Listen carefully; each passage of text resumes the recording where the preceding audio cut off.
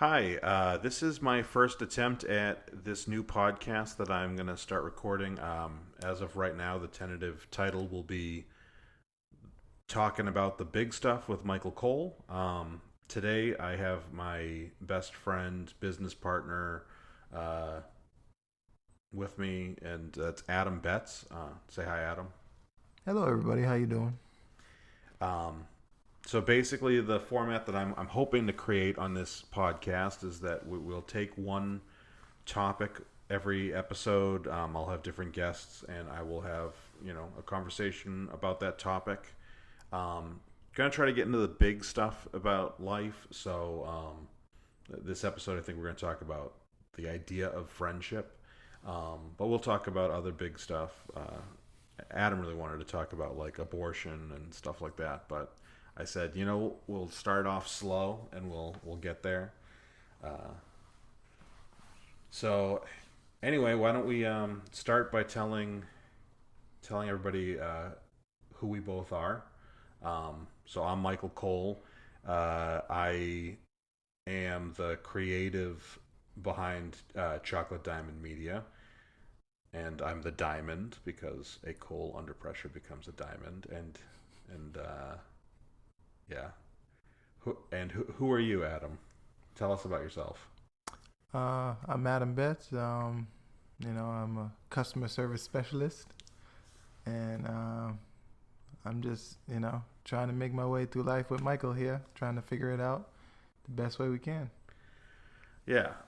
So to give you guys a little bit of background on us, Adam and I met about 15 years ago, working at a cell phone company, which we will not mention by name. Um, I don't want any trouble, and the more I talk about them in these podcasts, the more I think that there might be some issues. Um, yeah, we started working together. We quickly became um, friends, and I was the you were the best man at my wedding. I was the best man at your wedding. It's been 15 years of basically being best friends. What are you looking at?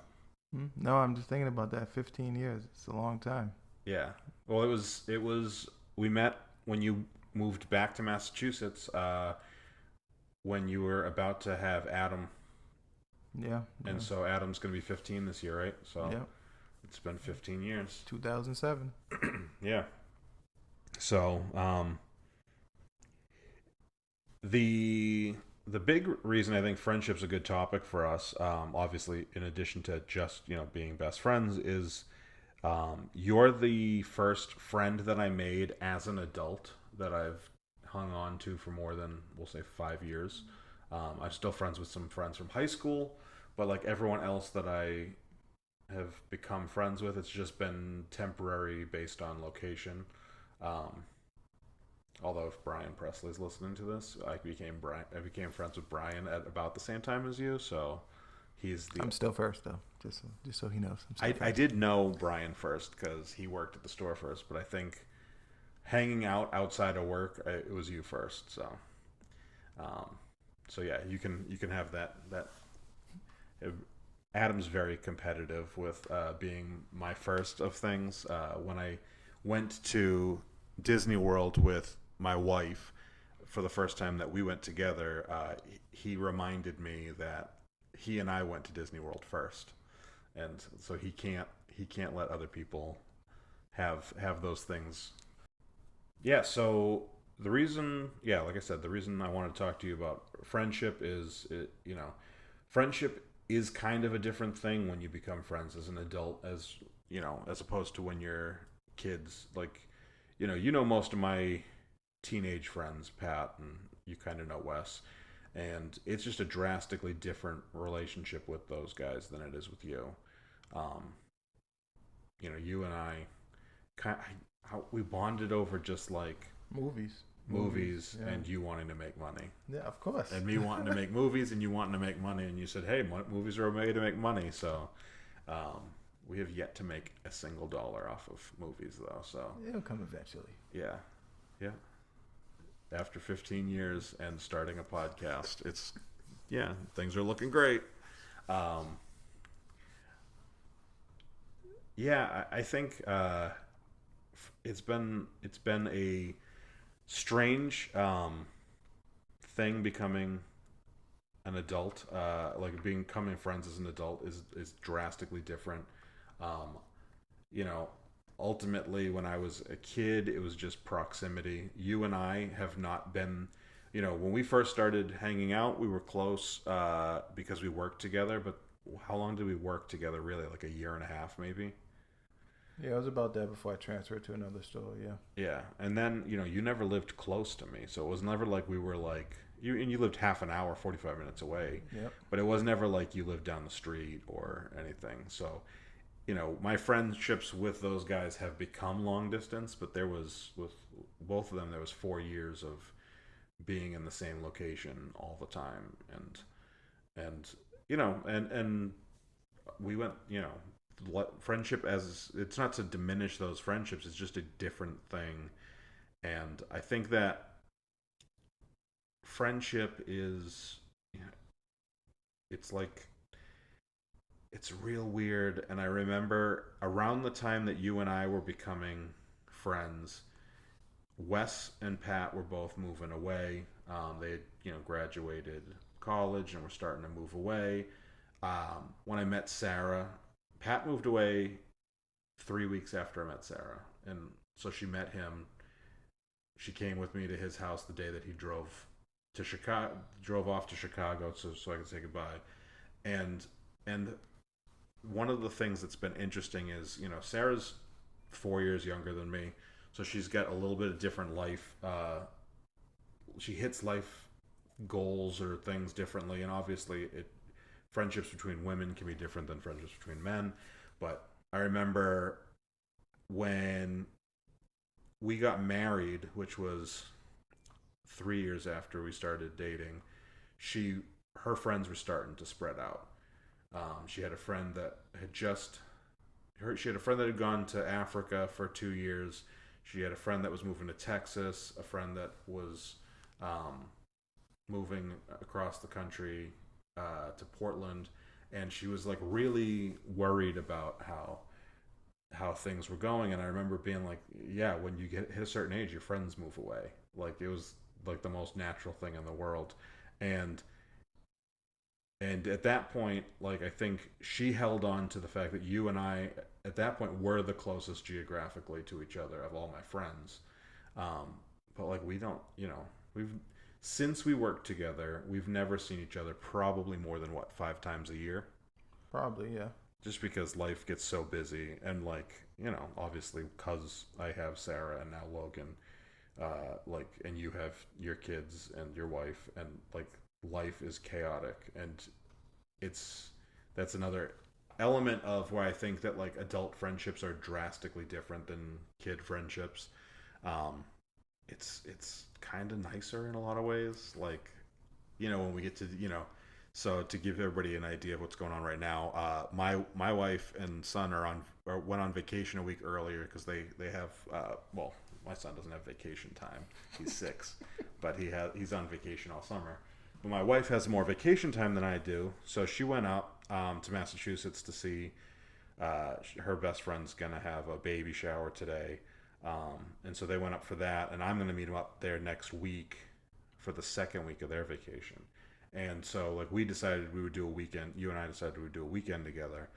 And 6 months ago, I did a weekend away with Pat and Wes, and it is kind of so much more awesome than when, like, we don't see each other nearly as much as when that first year that we were hanging out at work, and we were every day after work we would go do like a movie, or we would go to Matt's house and get drunk, or whatever we would do. Matt is a friend of mine who is now my brother-in-law, but he wasn't my brother-in-law at the time. But we would, like, those were like fun, and that there's like it was a really fun time hanging out and doing kind of nothing. But now, like, going and having, like, we have the money to do basically whatever the fuck we want. Like, Not that, obviously I went fairly easy on the barbecue fest that we just went to, but like I could have bought $50 worth of food if I had wanted to and pigged out on it. I just didn't want to feel bad. Although that is part of the bad side of getting older, I guess, is that like I can't just eat like a pig anymore. Um, but that's kind of like when I went away, in 6 months ago. It was to Tucson, and we hiked around the desert, intoxicated, and not you and I, Pat and Wes, but like adult friendship, I is more ideal for me personally than being friends as a kid. Friends as a kid, you had no money, you had like rules that you had to follow, not just like laws, but like be home by this time. Like if you and I wanted to, we could hang out till like 3 or 4. We're probably not capable, but we could, you know. Well, I think friendships from when you're a child to now, you're right, are drastically different because friendships when you're a child, you're trying to figure out what you're gonna do with the rest of your life. Usually, when you have friendship as an adult, you're kind of already on that path to where you want to end up in life. So like a lot of people that you're friends with in high school, or you're like, oh, we're gonna be friends forever, or we're gonna move on and live together forever. It doesn't end up turning out that way because people get in different schools. Mm. People say, oh, I really don't like living in Massachusetts. I want to go live in California now. And you're not in that space where you want to go to California. You rather stay where you're at right now. Yeah. So people are just kind of branching out. So that's why a lot of the friendships when you're younger, to opposed to like when you meet people in your adult life, are different because usually in your adult life you're more than likely set where you're going to be or around where you're going to be. And then as a kid you're like, oh well, I'm going to go to school for 2 years in LSU, and then next year I'm going to go to Chicago University or whatever. Like you're just still trying to figure out life. Yeah. Yeah, that's true. You know. Yeah. I think one thing that kind of is similar though is, so I think there's like a sense of trauma bonding that makes friendships too. Like as much as you and I bonded over movies and desire to make movies and money, you like I think we also bonded over the fact that we were dealing with, we were in retail customer service in a very specific field because we were both cell phone technicians dealing with cranky brats from like literally like 13 to 99, like the crankiest brattiest people, and we were dealing with that, getting yelled at. And then you think about, like, I think about my friendships with my high school friends, and it's like we, not that we were bonded, but not bonded, not that we were bullied, but we had issues, whether it was depression or just like all those adolescent trauma that goes through your life, and like so there is that in common. um I do want to tell a story that I don't know if I've told you before about working at the cell phone store. uh you tell me if you've heard it already, but I love telling it, so I'll tell it just for the podcast too. But I had this guy come in. You remember how we'd have to do contact transfers, and like customers had no idea what was going on like half the time with what was going on their phones and what we were moving over and stuff. And this guy came in, and I was working on his phone, and he thought it was taking too long, and so he decided to yell at me, and start yelling at me, and he said, it shouldn't take this long. What are you doing? It doesn't take He said, it doesn't take this long. And I looked at him and I said, you don't know what the fuck I do. And I was like, so you excuse me while I work on your phone and shut the fuck up. And because I just had it. You remember those days where you'd have Yes, like definitely. 10 assholes in a row. And I had this guy snapped at me, and as soon as I said it, like I hit that like oh shit moment in my head, and he goes, "I want to talk to your manager." And he talked to and so I went and got Brian, not Brian Presley, but the other Brian. I don't know if you remember him. Canuck. No, the other Brian. Oh. The nice one. Oh. I got the nice manager because I was like, he will cut me as much slack as he is allowed to cut me. So I went and got him, and he talked with the customer for like the last 15 minutes of me fixing the phone. And he comes over with the customer. I give him back the phone, and he walks off. And he goes, "Well, what did you say to that guy?" And I was like, I told him he doesn't know what the fuck we do and that he could shut the fuck up." And he goes, "Oh, he just said that you were doing a great job and that he respects the he respects the boldness with which you stand up for yourself." And I was like, "Oh, okay. I got the one person in Massachusetts who likes being yelled at." It was amazing because I should have been fired that day, but I mean, I think it was the only time I lost it on a customer, and literally he was like either a masochist or just like, "I respect that you're not taking shit."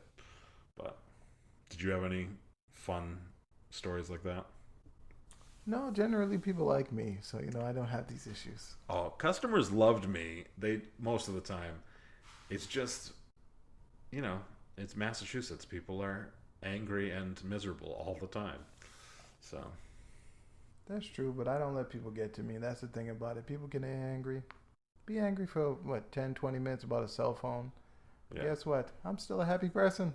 Yeah. My life is still going to go on. No, but there are times I did want to snap at people. Definitely. Yeah. Because we worked in a place where people were privileged, let's say it that way. Yeah. And they believed that everything should be done right away, and they're number one in your heart. Yeah. Yeah. And that wasn't always the case, and they had to wait in line just like everybody else. Yeah. They were some miserable people. I do not miss that job. I work at my job right now. I work in a cubicle next to somebody who answers calls most of the day and calls customers to check on them. And it's a drastically different process than what you and I used to go through. But I can hear her talking to customers sometimes, and I'm just like, "Oh, it's so rough. Like, I'm so glad I don't have to deal with that anymore."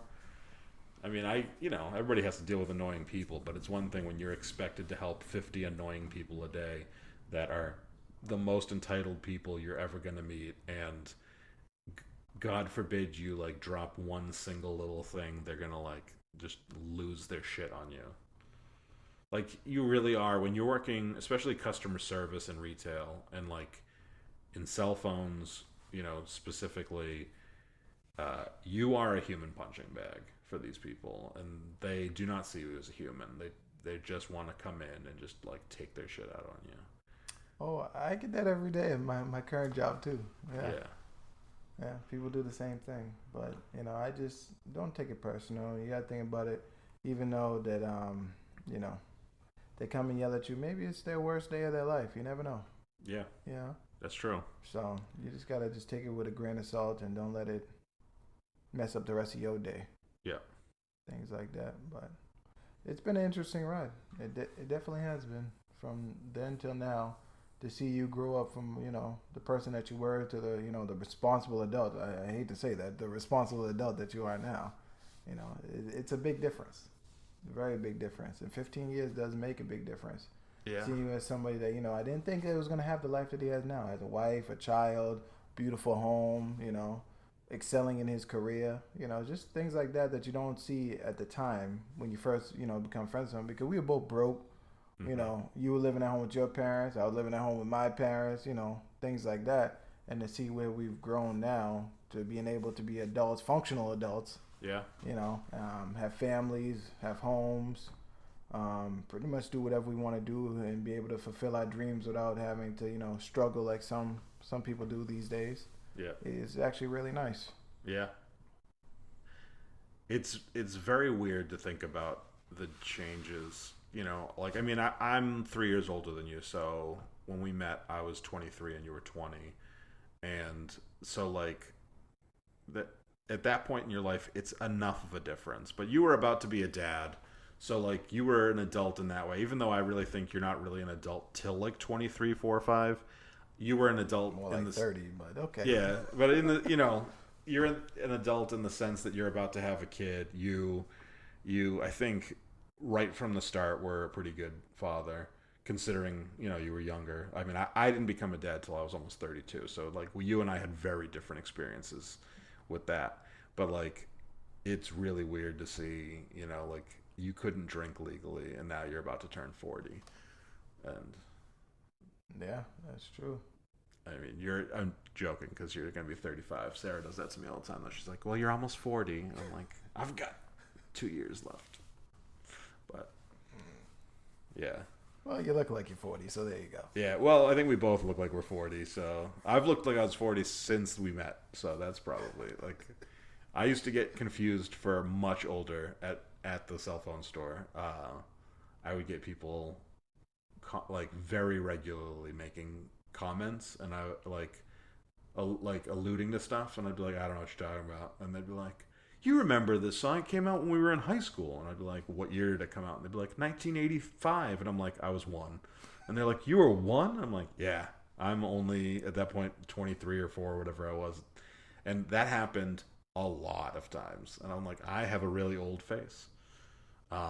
That same person from work that I was talking about who is customer service, she and I have a fairly similar dynamic. We give each other shit the way you and I give each other shit. And she has a huge crush on Trevor Noah. And we were talking about Trevor Noah one day, and someone said, oh, how old is Trevor Noah? I said, oh, he's the same age as me. And she said, ooh, he looks good for his age. And I was like, you don't know literally anything else about his age other than it's the same as mine. So what does that say about me? Like, and she's like, well, he looks good for his age. I'm like, he's actually 6 months older than me. Oh, he looks really good for his age then. And I was like, are you kidding me? Did she know how old you were at that time? Yeah.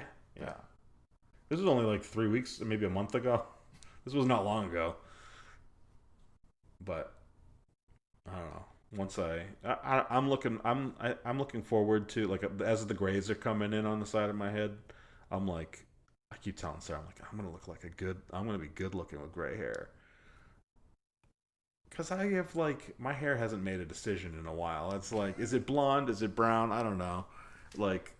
But don't you have to start out as a good-looking person to then end up as a good-looking person, or I'm just confused on that.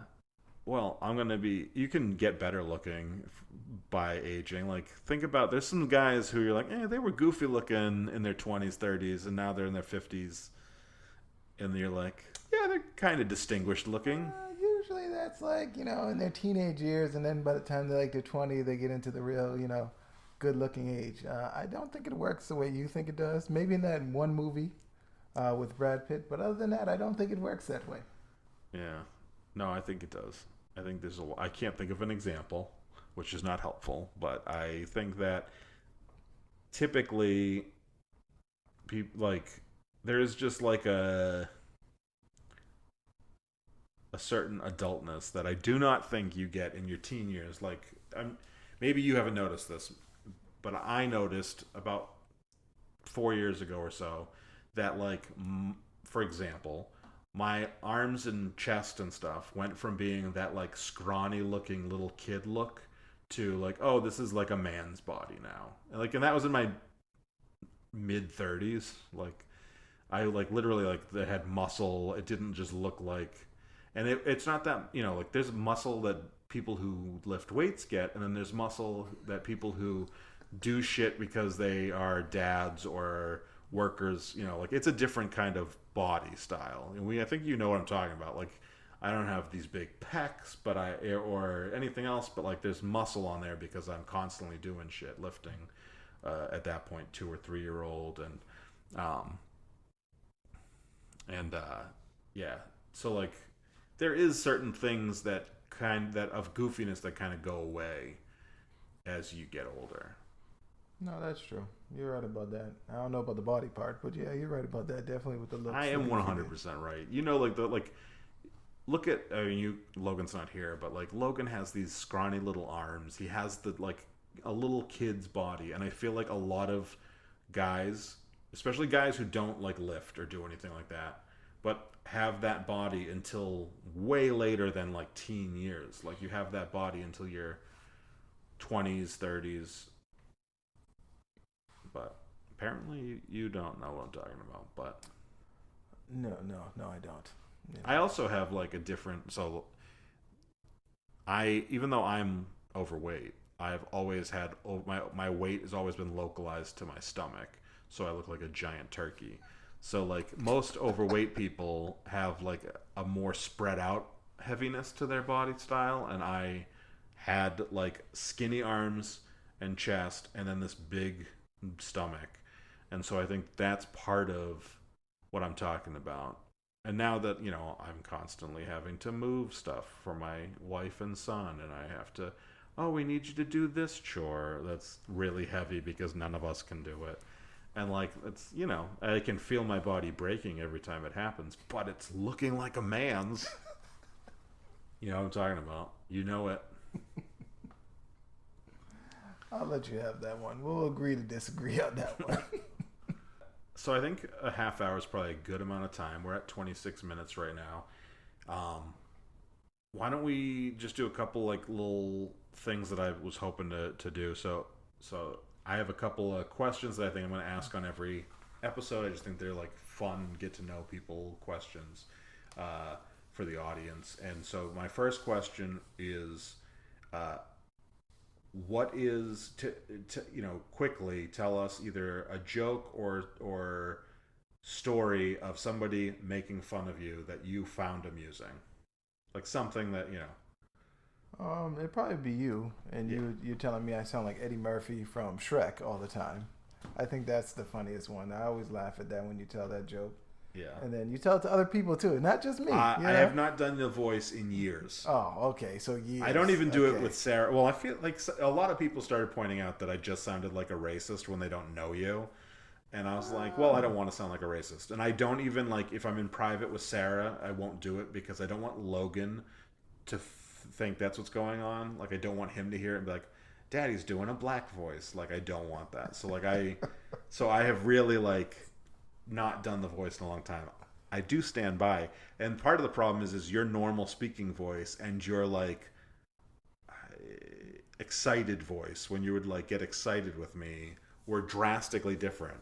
And so, like, when I say excited, I mean, like, I cannot say it. I cannot do it without doing the voice, and I'm not going to do the voice on here. But, like, you would get, like, Michael, why are you being a little bitch? You used to say that to me all the time. And you would get way more Eddie Murphy-ish when you would say it. Can you do the voice real quick? I have no idea what you're talking about. Just say, Michael, you're being a little bitch, the way you used to say it. Michael, you're being a little bitch. That is not how you used to say it. You sounded like Eddie Murphy. But I don't do that voice anymore. I want to. It's really hard when I'm telling people about you not to do it. I literally have to, like, I've stopped doing all, like, racial voices, and, like, all racial voices. I don't do gay voices. I don't do anything, like, because I don't want to, like, upset anybody. I did do an impression of my mother actually, my impression of most women sounds like a gay impression to a lot of people. Sounds like Marge Simpson to me, but what have I done?